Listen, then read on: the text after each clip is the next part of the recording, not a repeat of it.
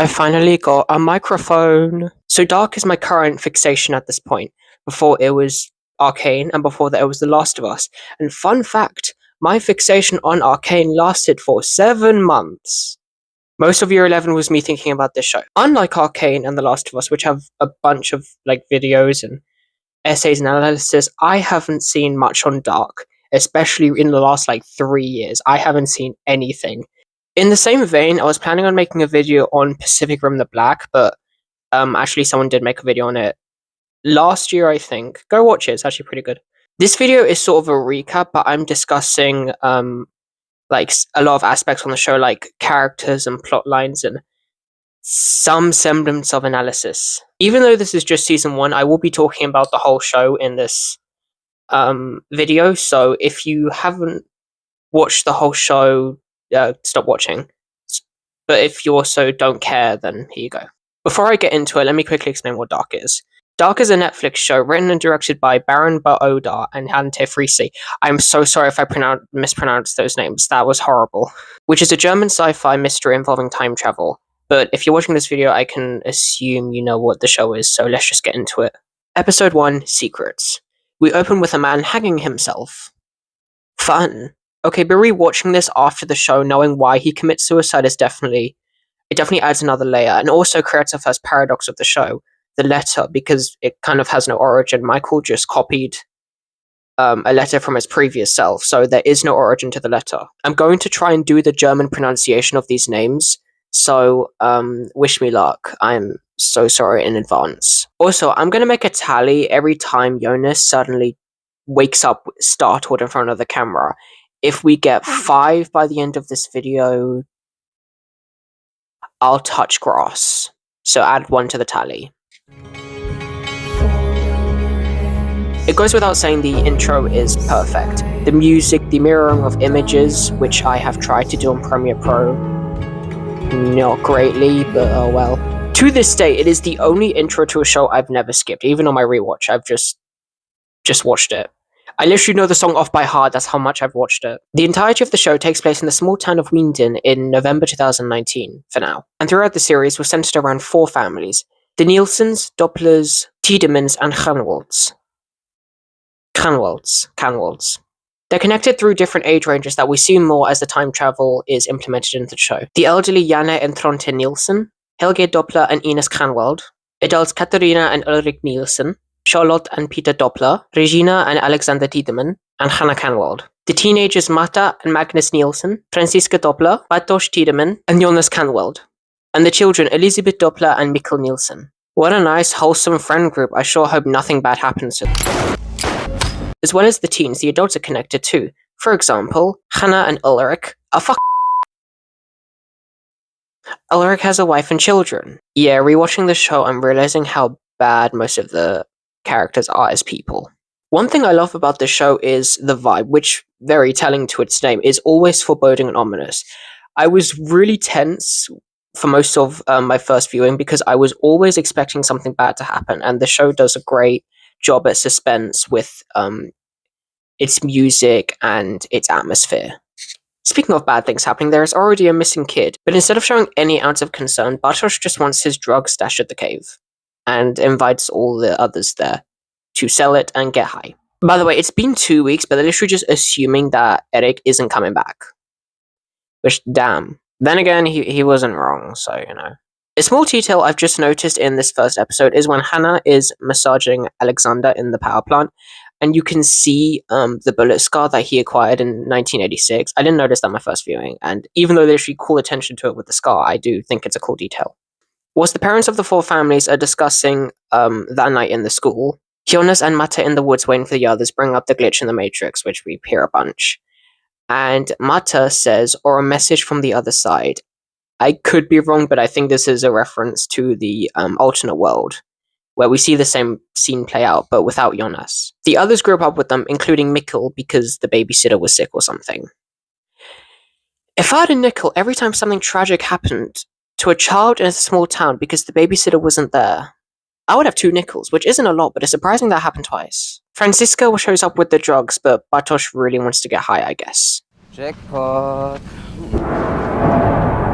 The scene when Mikkel disappears is definitely more interesting on rewatch, knowing that older Jonas was watching them in the forest. You can hear the twig snapping when the cave makes the sound. Though it makes me wonder how long Jonas was hallucinating his father, because he literally just basically blinks and Mikkel is gone.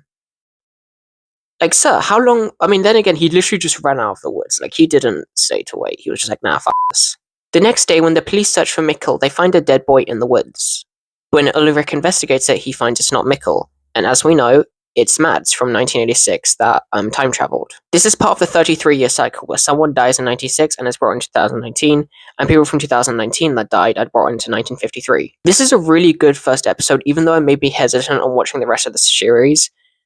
I didn't want to watch the next episode and was hesitant because of when they're in the woods and Mata and Mikkel talk, well, mostly Mikkel talks about, like, he doesn't want to be, go missing and not to be found. I was like, oh, that's the direction they're going, great, and I hate it when that happens. I hate it when people go missing and are not found, so I was very hesitant. However, I still watched the next episode, I think, like, 2 days later, and then I became hooked. I am not joking, I watched, I think, 2 episodes every single day for the next, like, 2-3 weeks. We move on to episode 2, Lies. We open with the stranger observing with the police, which, as we now know, is 2052 Jonas, coming back to 2019, as instructed by older Claudio to try and close the loop, even though she lied. Jonas wakes up startled again from the camera, add another to the tally. Charlotte presents Mads's corpse to the police, including the Walkman and obviously the 80s clothes. Though obviously at this point they don't suspect that Mads has time travelled, which fair, that wouldn't really be my first assumption. At this time, the stranger, who is future Jonas, requests a room in Redina's hotel, which is probably the first time he's experienced, like, decent food and hot water in 32 years. When he gets to his room, we see him with H.G. Tannhaus's book, A Journey Through Time, as well as his portable time machine, which I think is broken it's broken at this point, that's why he goes to Tannhaus for help later in the series. Later, we see him put up a newspaper of missing Mikkel and crossing out the where with when. Also, a fun detail I noticed, he does have the rope scar that he got in 2053. I didn't notice that, so I thought it was cool detail. Even though obviously counts for the bigger reveal in season 2 still. In the basement, Jonas finds a map of the cave that Mikkel created, which just adds another layer, because that means Mikkel always held on to the hope that he would return back to 2019. And he never did, which I think is kind of sad. I didn't realize that on my first watch. In the forest, a cloaked figure that helped Eric in the time machine is dragging his corpse through the forest, which, as we know from Yana in the first episode, is Helge, when she says she saw a dark figure with a gigantic head, which we now know is 1986 Helge involved with Noah. Alexander transfers the yellow barrels to the truck, and lights flicker all around, caused by adult Helge traveling through the passageway. There's a fly.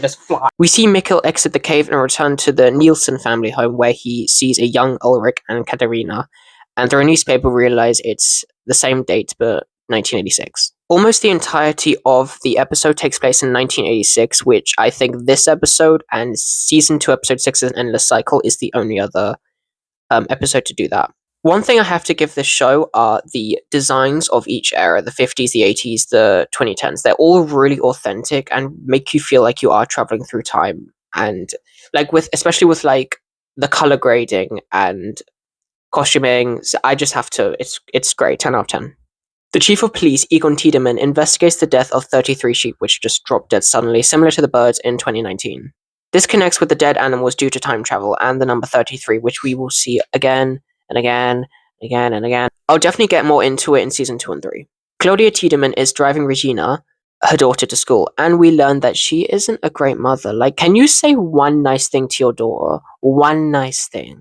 Claudia is the new head of the power plant and encounters Helge, who is a janitor, and he gives her the H.G. Tannhaus Journey Through Time, which I think he has because it acts as a guide through time travel, since obviously H.G. Tannhaus is, well, he knows about time travel, so it makes sense why he had the book. And I think he gave it to Claudia because he either has feelings for her or admiration, because as we see in the 50s, they were maybe not friends, but, I think he liked her.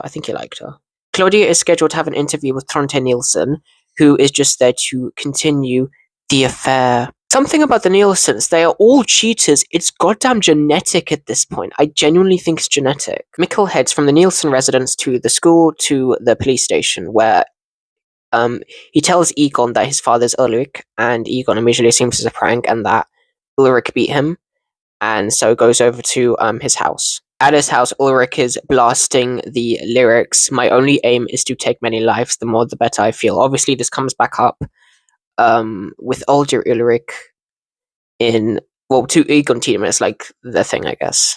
He later goes back to the dead sheep, which are being dissected on, and asks if one of them was missing a hoof because Ulrich had a hoof, and because Egon literally wants to pin any single crime in that town on Ulrich. Like, the second something goes wrong, it's like, it was Ulrich. I know it was Ulrich. But according to the veterinarian, they all died of cardiac arrest. He also asks if Egon wants to go to a party where they're serving meatballs, which is a small thing, but he's thinking about meatballs whilst dissecting a sheep's brain. Is this man okay? Claudia asks Bernd Doppler, the head of the power plant, the current head of the power plant, about the incident that happened in the summer, and so he directs her to the caves where she finds the pile of yellow barrels, which all contain CS-17, which obviously comes back in terms of time travel and in terms of the apocalypse that happens. Also, before he sends her down to the cave, he says, what we know is a drop, what we don't know is an ocean, which is something we're gonna have to hear from that man. Young Ulrich and Hannah meet at the bus stop, and when the lights are flickering, they say, oh, maybe it's the apocalypse. Imagine that happening. The night Mikkel was taken to the hospital, he escapes and goes back to the cave to try and travel back to 2019, but falls and breaks his leg. On the other side of the passage, we see Ulrich in 2019 try and break through the door that unknowingly has Mikkel on the other side. But he does hear Mikkel yell for help. In a cool split screen, we see the parallels of Ulrich and Mikkel leaving the cave in different times. Both are like in the same state. They are not good. They are not okay. Episode 4, Double Lives. At the beginning, a monologue from H.D. Tannhaus, which is not the first or the last monologue, asks about black holes and wonders if something is trapped in there that don't get destroyed, but instead are stuck in an endless cycle where the future influences the past. I think it's safe to say he's referring to Winden. I mean, in season 3, Charlotte even refers to Winden as a black hole, or like something along the lines of like, once people live here, they never escape, which obviously because they're tied to the loop. This episode is a focus on the Doppler family, which has the craziest paradox in the entire show, as we obviously know. That says something. In terms of events, not much happens in this episode. It's mostly about it isn't filler, but not a lot contributes to the overall plot, so I'm not gonna go into detail with this episode too much. For example, the plotline with Magnus essentially stalking Franziska, who has money underneath the train tracks, doesn't really go anywhere, but it does expand their relationship, and Franziska telling Magnus like to basically trust her, but Magnus wants to know more about her. We also get this line from Older Helge: the beginning is the end, and the end is the beginning. At this point is the tagline of Goddamn Dark. A reference to Charlotte and Elizabeth's paradox is when Charlotte drops Elizabeth off. She puts her forehead on Charlotte's, which is a reference to what she does to her in when she raises Charlotte as a baby. Elizabeth also has a boyfriend, Yasin. The 8-year-old has a boyfriend before me. Okay. Because Peter and Charlotte are working, none of them are able to pick up Elizabeth, who just decides to go in the dark rain. It is always raining in the show, I would like to add, always. And yet, no one is dressed for it as well. Barely anyone has coats or umbrellas. They're just like, oh no, it won't rain. It rains every single day. Your town is the town of rain. Anyway, when she gets home, she tells her parents that she met a man, Noah. I'm definitely going to talk about their relationship in season 3. She gives Elizabeth the For Charlotte watch that H.D. Tannhaus was given when Charlotte was given to him. Because obviously Noah is her father. We get some more information on the dead birds and learn about the grains in their ears, which are all in the wrong places, probably due to not understanding what direction they're going in. The up and down that our brain uses doesn't work. I kind of have a theory on this that I'm going to get to in the finale. At the end of the episode, Helge sends Noah to abduct Yasin, which is kind of funny in hindsight because Noah was literally like... Noah basically traveled back in time to prevent Elizabeth's future boyfriend from growing up. He's trying to eliminate the competition. We have cool parallel shots between 1986 and 2019, with Egon and Charlotte looking at their dead children on a police wall. We also have Hannah being obsessed with Ulrich, and also Mata, Jonas, and Bartosz split in between 3 screens. I think it's supposed to represent the love triangle, which doesn't really make sense, but not really them having a love triangle, but I just think it don't really matter. Why do we care? Charlotte questions Elizabeth about Noah and Peter about the disappearances and wants him to assure her that he doesn't have anything to do with it. And he doesn't give her an answer because, as we know, he kind of is. This episode switches between 1986 and 2019. And a signature of this series between transitioning through times is the clock sound. I couldn't find it, so I can't play it, but I'm assuming you know what I'm talking about.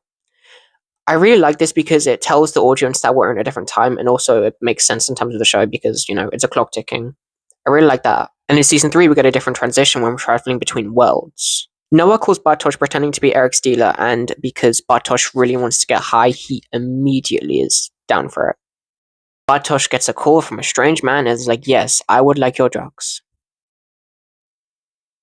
Bartosz, you're a dumbass. The stranger delivers the parcel for Jonas and asks Regina if he can keep the room for a few days whilst he goes out, which I genuinely think is he just didn't want to pay. He just didn't want to pay for the room. I genuinely think that's why he asked to keep it, so he didn't have to pay. To be fair, where are you going to get money in the post-apocalypse? Hannah offers food to Katerina because of Mikkel's disappearance, and when she leaves with Ulrich, Katerina hugs her, but it's really just to like smell her perfume and her hair to see if Ulrich is cheating on her with her. Her suspicions were correct. When Ulrich drives Hannah home, he ends the affair and basically tells her to get lost. And Hannah says an interesting line, I think. She says, "Don't think that I'm just going to let you go now." Now, I may be reading into this too much, but I think this is foreshadowing season 2 when she abandons him in 1954 at the prison, after he begs for her to let him go. I don't know, that's what I thought when I rewatched this. In 1986, Noah meets Mikkel in the hospital, and they have a discussion about religion and Christianity, where Noah explains that God has a plan for every being, and Mikkel is like, nah, religion is just like, it's just brainwashing of the masses. This is interesting because I don't exactly remember the line, but Michael, in an endless cycle makes a reference to God. So I think, Noah definitely had an influence on him. I just don't remember what exactly. Noah's talk about Dark clearly links to Dark's heavy themes. I mean, the main antagonists are Adam and Eve. Later outside the hospital, Mikkel and Hannah meet, and Mikkel shows her a magic trick, where he says this. Dinge verändern sich nur, wenn wir sie verändern. Aber man muss es geschickt tun, im Verborgenen. Dann wirkt es wie Zauberei. Similar to Hannah's foreshadowing line, I think this is meant to foreshadow older Claudia working undercover and against Adam and Eve, and there she finally discovers how to break the loop. I think this is a reference to that. You can only change things in secret and skillfully. At Michael's grave, Jonas meets the stranger, and I think this is the first interaction between an older and younger self of the same character. Definitely not the last one, though. Where the stranger tells Jonas that Michael saved his life, even though he didn't know it at the time. The stranger is referring to Michael's suicide and how, because of his death, the stranger was allowed to still exist, and because of that, he believes he can end the loop. At school in 1986, Hannah is being extremely nosy and sees Ulrich and Katerina have sex. And immediately her brain goes to evil bitch mode, and later tells her father that Ulrich.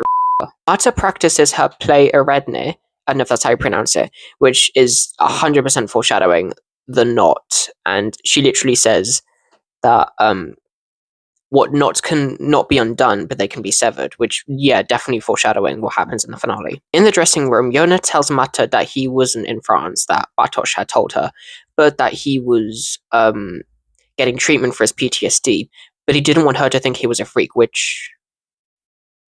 I mean, your dad died. I don't really think people would be thinking you're that weird for grieving.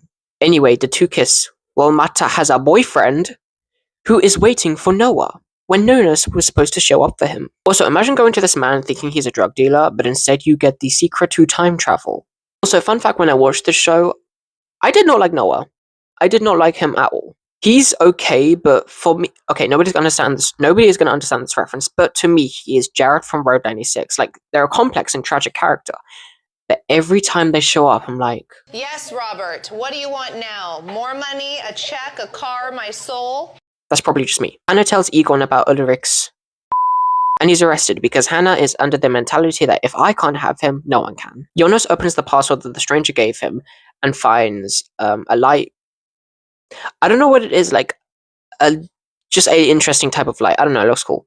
A Geiger counter and Michael's suicide letter, where he finds out that Michael is Mikhail. This is, I think, one of the biggest plot twists of the show, and it isn't the last. It really is not the last. It gets crazier. Thus the world was created. Regina has a nightmare from the summer of 86 where Ulrich and Katerina tie her up in the woods and leave her overnight. For fun. Hee hee ha ha, kidnapping. She wakes up and asks Alexander to assure her that everything is okay, which he does, which is something that shows up in season 2 again. Alexander and Regina are probably the healthiest couple in the show. I guess the bar isn't high, but they're one of the few couples that aren't a product of unintentional incest, and they clearly love each other very much. Ulrich investigates the police storage room and finds Jana's statement about Mads' disappearance, where she says that Tronte was home. But Ulrich knows that he wasn't, so why would Jana lie? When he confronts his dad, he finds out that his mother lied because he was cheating on her with Claudia. Jonas goes back to the cave and finds the passage, labeled the dreaded Sigmundus Creatus Est. I definitely think this ties to the world and time travel, thus the world was created on something that is used for time travel, which I think could also foreshadow the origin world and how the two worlds were created.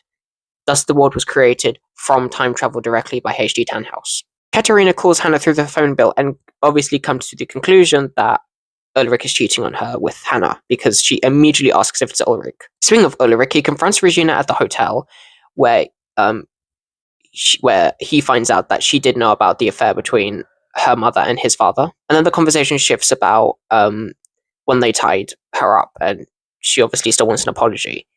And he's like, oh, it's been 30 years, let her go.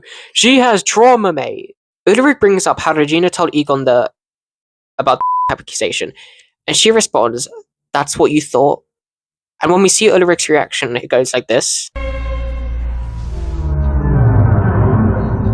This is some really cool sound design. I love that like the music shifts the moment you see Ulrich's realization, and like his perception completely shifts. I really like that. Not just this moment, but the entire show has really good sound design. The music really adds to the ominous vibe of the show. For example, whenever the stranger shows up, we get these.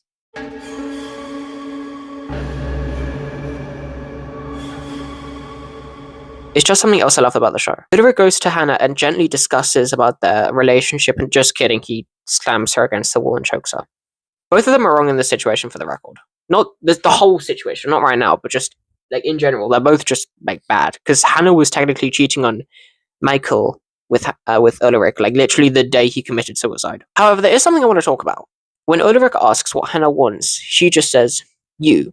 Whilst this does reinforce the idea that Hannah is crazy, I think there's more to it than that. Throughout the whole show, Hannah's storyline has been tied to men and how they treat her. She's obsessed with Ulrich, she desperately wants him, but there's more to it than that. Hannah seeks validation in the men around her because she is insecure and has low self-worth. In the first episode, she tells Ulrich that she loves him, and when he responds that you're beautiful, you can see that she is visibly upset. You can see her face change. It's when Egon tells her that he loves him, you can see that she's very happy because she finally feels worthy, because she can't give that to herself. And later when she blackmails Alexander, she says, why do some people have everything and some people have nothing? And combined with when she says, maybe it's my fate that all men leave me, when she's referring to herself when she says she has nothing, she means she is nothing without a man, because she is tied to men. Findest du mich eigentlich schön? In season 2, Torben says that Hannah is the most beautiful woman in Winden and that she could get any man, which is why they were confused when she ended up with Michael. But that's because he showed her that love that she wanted and made her feel deserved.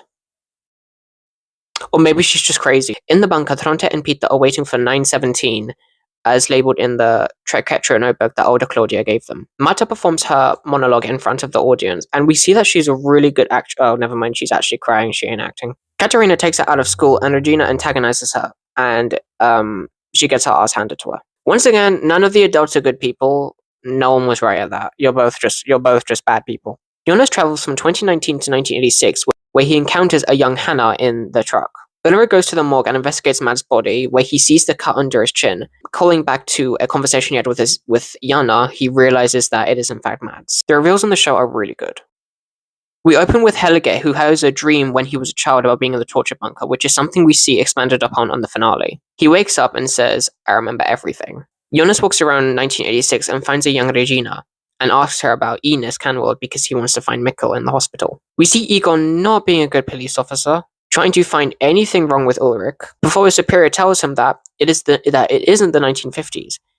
They make investigations based on evidence rather than hunches. I think this is a reference to Ulrich's imprisonment in 1953, which technically wasn't done with any evidence. It wasn't too fake. Ulrich kind of did admit that he killed the child, but there wasn't any other evidence other than that. In 2019, Ulrich is looking through evidence for Mads in a circle of evidence, and I haven't mentioned this till now, but the cinematography of the show is so good. There are one-shots, long takes, close-ups. It's really good. Torben shows Charlotte the power plant permit that they finally got, and she ignores him again. Torben is the only normal character in the show, I fear. In 1986, Egon asks for an interview with Helge about the night that Mads disappeared, and writes down why not Forest Road because he took the longer way, which was obviously to kidnap the children. This is also where we see how good the parallels are between the time, because we see Egon write down about the interview, and then we know from 2019 that Helge never showed up to the interview, so now there's a mystery on why he didn't go. It rains again as Jonas walks to the hospital, and Egon picks him up and takes him to the hospital. There is a funny moment where Egon sees Jonas's earbuds in his pocket and is like, "What the hell are those?" And when Jonas explains what they are, he just straight up doesn't believe him. If I was trying to watch this in 1986, I would definitely bring my phone. I would definitely bring my phone and just blow people's minds away. I know Wi-Fi wouldn't work, but I could find something. At the hospital, Jonas sees Mikkel, but is approached by the stranger, who doesn't let him take Mikkel back because it would erase his own existence. And Jonas comes to the realization about his relationship with the Nielsens, and that he is in love with his aunt. Almost every relationship in the show is just incest. And after seeing Mikkel and Hannah talk near a vending machine, he decides to just go back to 2019. There's another fly. Ulrich confronts old Helge in the nursing home, and when he kind of gets not physically violent, but very, very demanding, Helge panics and says, "It was you." Because when he said he remembers everything, he also remembers that when he was a kid, Ulrich smashed his head in with a rock.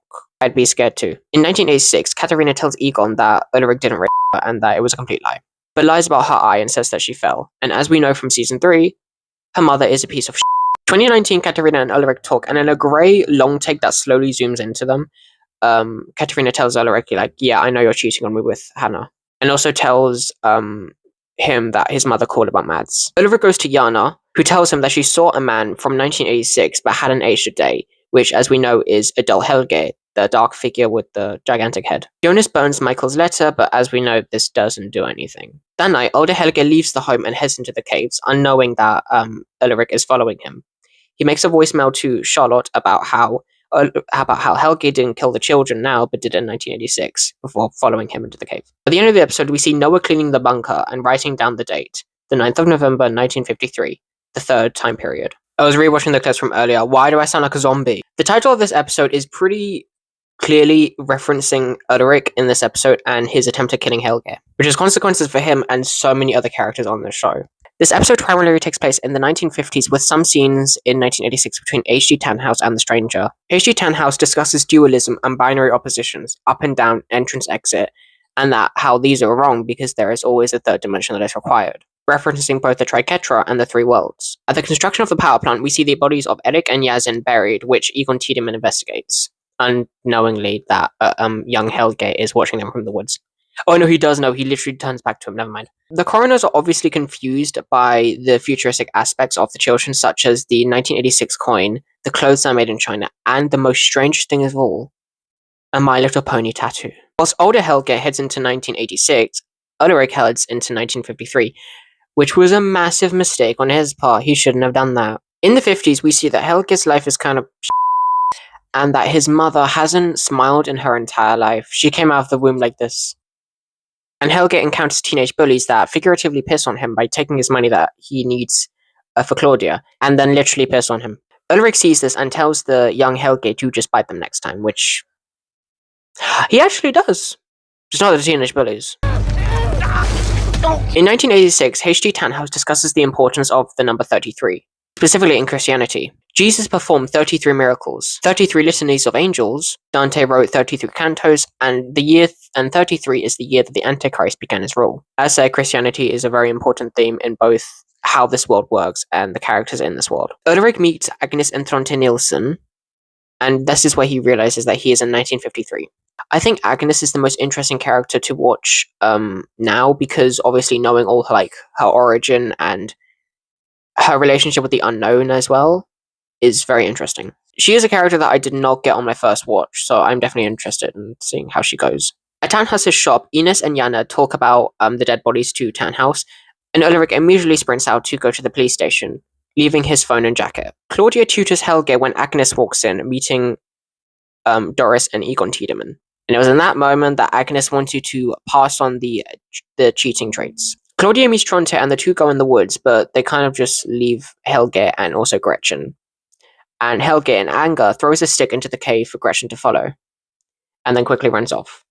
She would not be found for another 33 years. Agnes tells Doris about how she came to Winden because her grandmother spoke highly of it, which is interesting because it's either Hannah or Regina. Though again, she could be lying because didn't Regina and Hannah hate Winden? I don't know. And also, haven't they never met? I don't know. This is something that I'm kind of confused on, I won't lie. H.G. Tannhaus brings up the chicken and egg paradox about which came first, which obviously leans into the whole thing in the show about how nothing has an origin, and everything has always existed. There is no beginning or end. Ulrich finds young Helge looking at the dead birds in a box, and Ulrich assumes that he killed them. To be fair, Helge does say they're so beautiful when they're dead. I don't think he's okay. And then Ulrich tells him that in the future he will kill his brother and his son. He attacks Helge and chases him through the woods where he gets bitten, but he catches up to him at the cabin and then smashes his head in with a rock.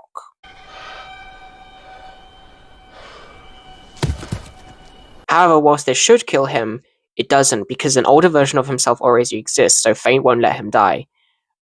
As we know, we see this again in season 3 with Jonas. He can't die because an older version of himself already exists. And instead of fleeing the scene after Ulrich brings Helge into the bunker, he just stares at him, thinking about his actions. Why don't you think about your actions after you go back to your time, Ulrich? You wouldn't be in this situation if you went back immediately after trying to murder a child. This is a decision that will over. H.G. Tannhaus describes cause and effect, which is probably foreshadowing the finale and how the loop is broken, because as we know in the apocalypse, when the world stands still for 1 second, cause and effect breaks down. The stranger gives Tannhaus his broken machine and asks him to fix it, telling him he's from the future, and Tannhaus just tells him to leave.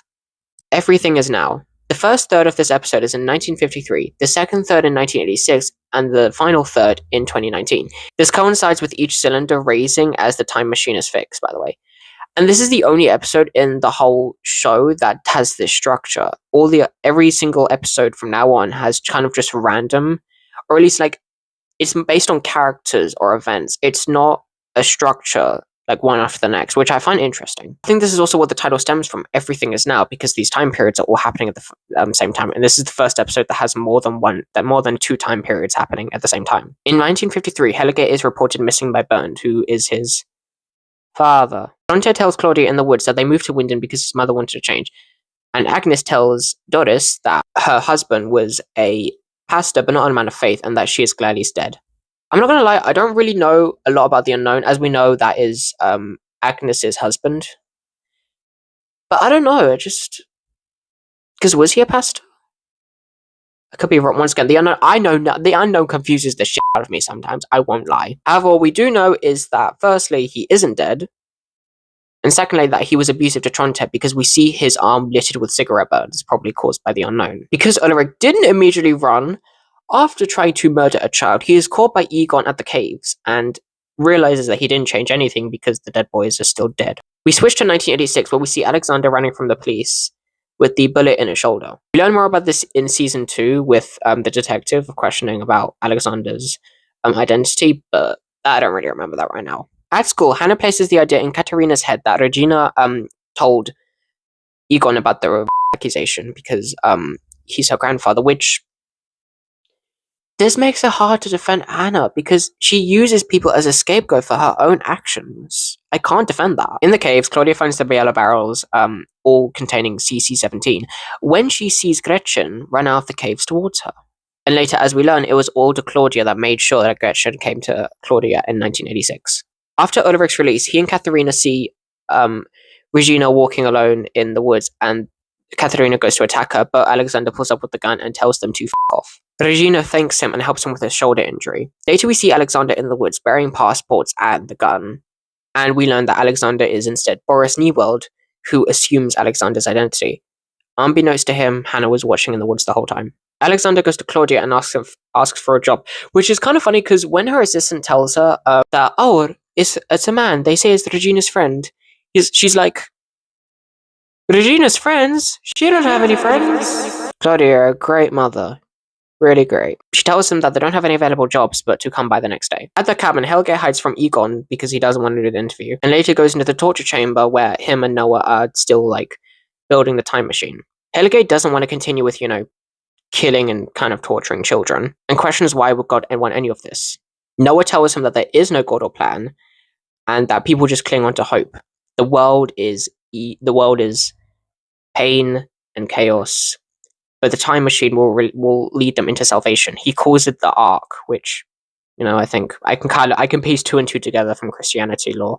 We switch to 2019, where Katerina confronts Hannah about the affair, which, by the way, I really like Katerina's actress when she's, losing her Don't know why. She's amazing. I find her so funny. Great acting, and it's really funny. She is completely unhinged and crazy, and I love it. And what does Hannah do when she is confronted with the affair accusations?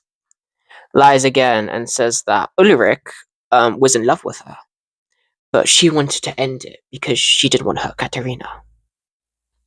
Hannah, this is why it is hard to defend you. The analysis. Are you just crazy? I think you're just crazy sometimes, girl. Older Claudia visits Bartosz and tells him that she's his grandmother. And yeah, Bartosz and Regina thought she was dead, which makes sense because she just straight up disappeared from the face of the earth. She gives him a photo of her and Regina and states that it is before the summer and everything that followed after that, which, as we know, is the summer of 1987, that takes place in season 2 when she disappeared to 2020. Anna blackmails Alexander with the bag and tells him to destroy Ulrich no matter the cost. Unaware that at this point his life has already been destroyed.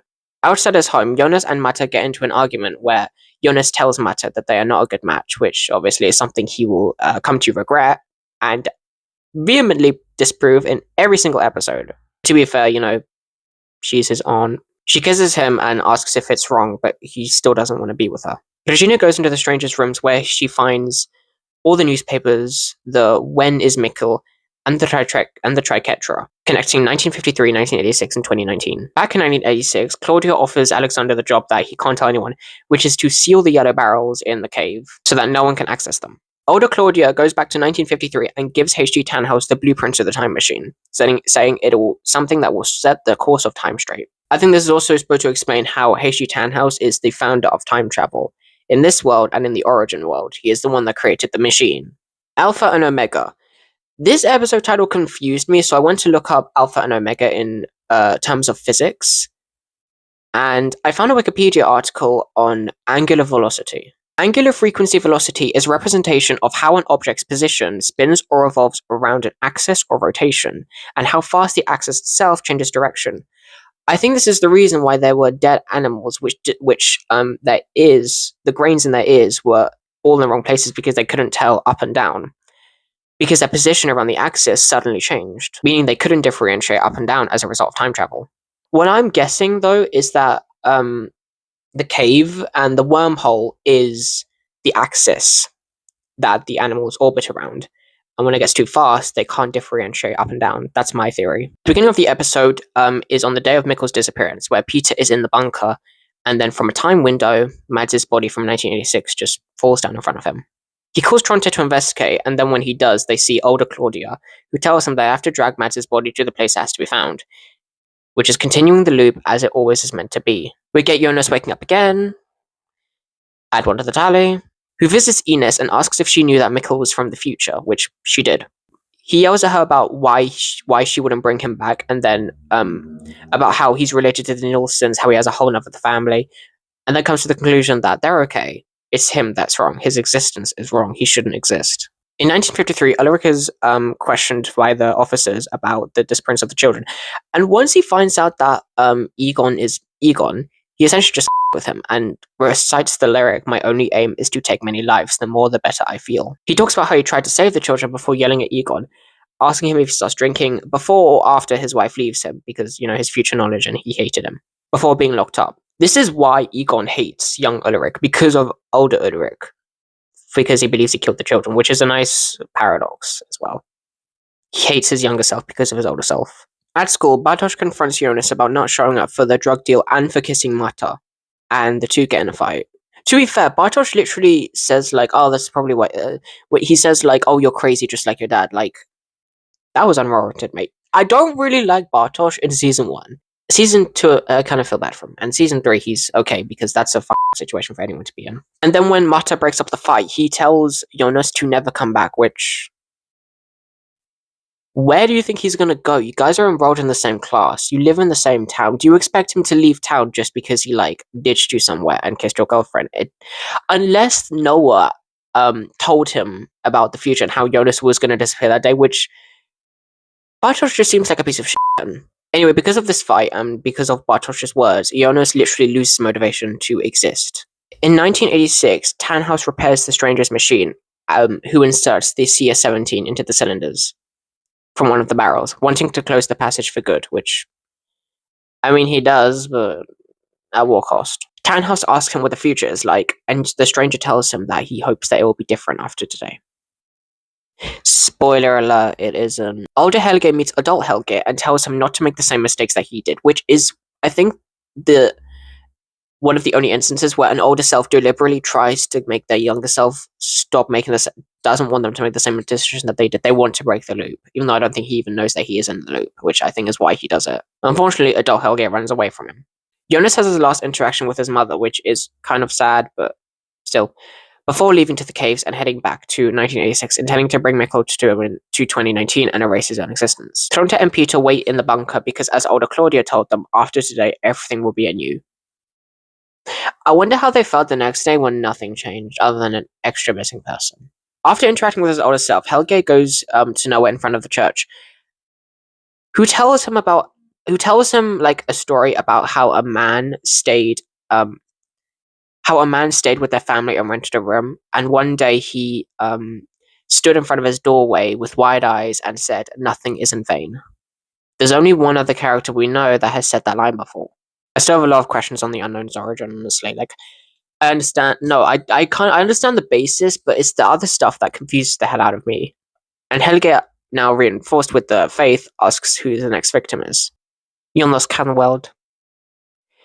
Yay. Jonas encounters a young Charlotte in the woods with the dead birds and tells her that he's going to bring someone back from the dead. She asks if he can bring the dead birds back, but he says, no, you have to find them when they're younger. I think this is foreshadowing the finale where he and alternate Martha save Marek and Sonia before they die. He brought them back when they were younger, and because of that, they survived. Older Charlotte looks through the articles about Helge's disappearance, and through one of the newspaper articles, she sees a mugshot of Ulrich from 1953, her first instance with time travel. In the hospital, Jonas finds Mikkel asleep with Noah watching over him, but then is knocked out and kidnapped by Helge. Jonas, for once, calmly wakes up in the torture bunker, where he sees the stranger through the door. And this is where we get the reveal that he is Jonas's older self. I honestly had no idea about the stranger's identity, so this was a great plot twist for me. And after watching the whole show, how Jonas gets here does make a lot of sense about, like, he was manipulated, but, like, his desperate attempt for hope, we evidently see here. I'm going to still call him the stranger, though, just because it's easier to differentiate the three versions of this one character. So I'm just going to keep calling him the stranger. He tells Jonas about the letter that still exists, which once again adds another paradox, and how he held on to the letter for 33 years and then gave it on to young Jonas. And he also says this: we are not free in what we do because we are not free in what we want. This is a theme of the show, about determinism and how people are not allowed to do what they want to because of their own desires and wants. In the show, Ulrich's desire to find Mikkel leads him trapped in the 50s. Jonas's desire to destroy the knot over and over again keeps causing him to repeat it over and over again. Marta's desire to find Jonas results in her death. There's many more examples. In 1986, Helge tries to kill Helge in a car crash, but Helge survives whilst Helge does not. The sentence makes sense somehow. This crash is the incident that causes Helge to be sent to the nursing home. Noah meets up with Bartosz and explains how the stranger is Claudia's pawn, which is ironic because he himself is Adam's pawn, and doesn't realize it until his death.